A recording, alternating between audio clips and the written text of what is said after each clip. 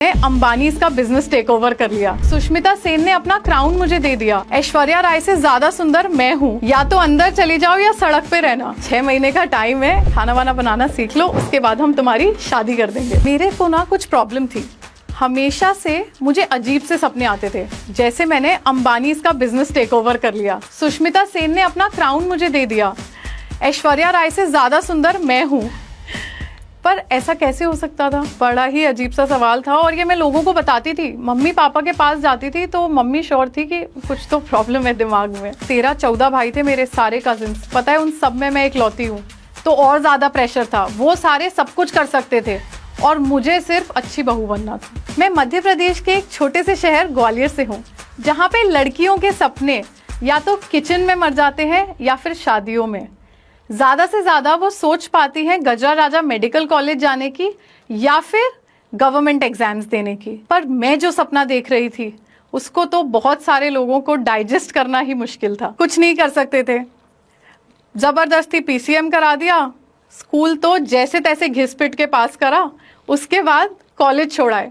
College के gate पे hostel का वो दिन था, बाहर खड़ी थी और पापा ने कहा या तो अंदर चली जाओ या सड़क पे रहना। कोई चॉइस ही नहीं थी, सड़क से अच्छी तो वो मोटी सी वार्डन लग रही थी, तो मैंने कहा ठीक है, इस जेल में भी रह के देख ही लेते हैं। 2 साल स्ट्रगल करा, अपनी मम्मी को रोज फोन करा। ऑलमोस्ट रोज मैं अपनी मम्मा से कहती थी कि मम्मा प्लीज मुझे घर बुला लो, पर इंडियन पेरेंट्स है भाई, आंसुओं से कहाँ पिघलते। तो मैंने कुछ नहीं करा, बहुत सारी हिम्मत करी, अपना बैग पैक करा और मैंने कहा मिल लेंगे मम्मी पापा से, क्या होगा, ज्यादा से ज्यादा प्यार करते हैं, बेटी हूँ, लेट जाऊंगी गिर जाऊंगी। घर गई, एक शानदार थप्पड़ से स्वागत हुआ और बड़े प्यार से पापा ने कहा 6 महीने का टाइम है, खाना वाना बनाना सीख लो, उसके बाद हम तुम्हारी शादी कर देंगे। तो मैंने कुछ नहीं करा, मैंने उन्हें समझाया नहीं और अपने कमरे का गेट बंद करके, एक अलमारी भर के सामान था मेरे पास, उसमें बहुत सारी क्राफ्ट की चीजें थी, और मोबाइल खोला तो इंस्टाग्राम देखा। इंस्टाग्राम ना मम्मी को चलाना आता था, ना पापा को, ना मुझे, हम किसी को भी नहीं आता। तो ये श्योर था कि कोई भी मेरा रिश्तेदार पकड़ेगा तो नहीं।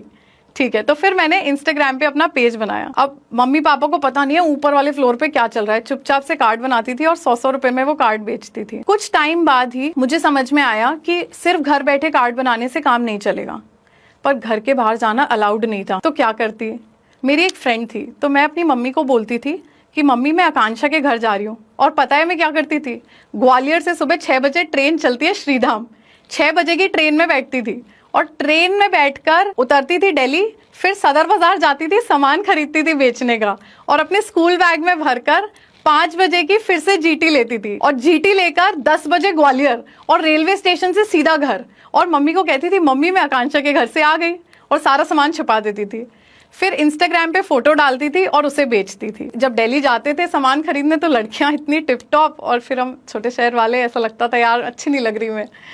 तो मैंने एक और नई जर्नी स्टार्ट करी, 18-20 किलो वेट कम करा, अपने आप को सुंदर बनाया और इंडिया को रिप्रेजेंट करा। मिस एशिया का क्राउन जीता, जो इंडिया ने 12 साल में पहली बार जीता था।